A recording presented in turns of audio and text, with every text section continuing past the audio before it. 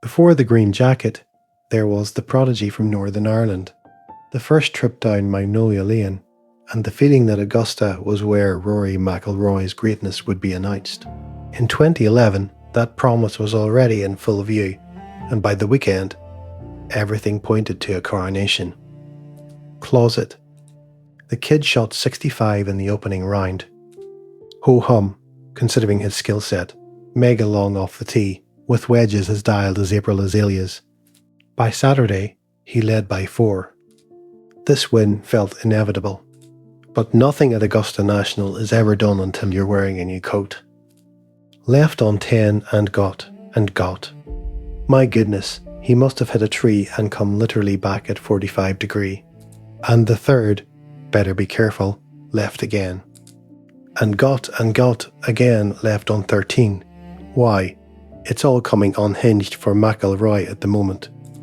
Others have responded and they have come back to become great champions. Now will Rory respond? He would have to wait. And wait, he did.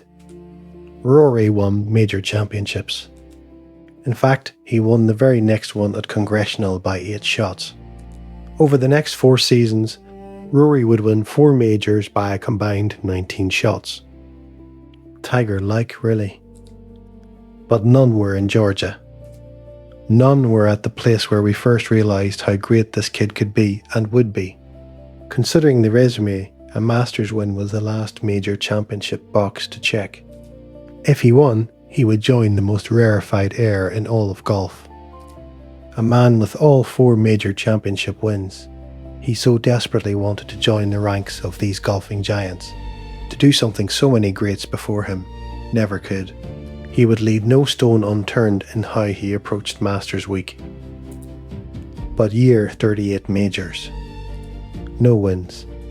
Could this really be happening? How could a kid this talented, who won everything else and had a game that seemed gifted from the gods, be unable to claim the most important tournament in golf? 16 years after his first Masters start, Rory drove down Magnolia Lane in the midst of an otherworldly start to the season. He tamed Pebble Beach with off-speed pitches and dialed in his foot-on-the-floor speed, with the short irons to control spin and dominate those tiny Monterey green complexes.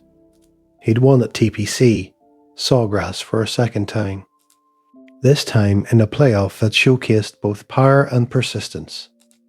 And finally, in 2025, it happened. But how? What did Rory do differently to finally complete the puzzle?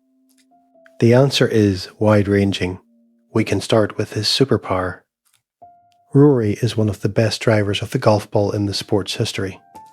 So a golf course with 4 par 5s helps his cause.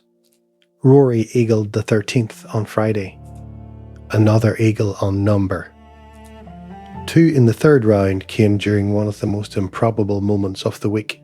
McIlroy had been 21 over par in his career on the 11th hole, historically one of the toughest holes at Augusta National. This week he played it an even par. Rory led the field in scrambling, was solid with the flat stick all week, and was downright dominant with the driver. On the weekend, he excelled, with his irons when it mattered most. On Sunday alone, Rory hit 7 approach shots inside 10 feet. Simple in theory, sometimes impossible under pressure. When the irons weren't sharp, Rory leaned on an underrated part of his game that has improved as he's aged, his pitching. 8 times throughout the week, Rory missed a green on one of Augusta National's difficult par 3s. 8 times he got those up and down. But as well as Rory struck it throughout the week, it was his ability to bounce back that truly proved to be the difference. On Sunday, with the green jacket firmly in his grasp, no matter how brilliant the golfer, you can still lose it. No matter how brilliant the golfer, trying to claim the one prize that has eluded you can make even the smallest swing feel enormous. That was the final lesson of Rory McIlroy's Masters. Not perfection, but recovery. He drove it with authority, managed Augusta with patience, and when the moment threatened to slip away, he answered it again. And that is why this victory feels larger than a single tournament. Rory McIlroy did not just win the Masters.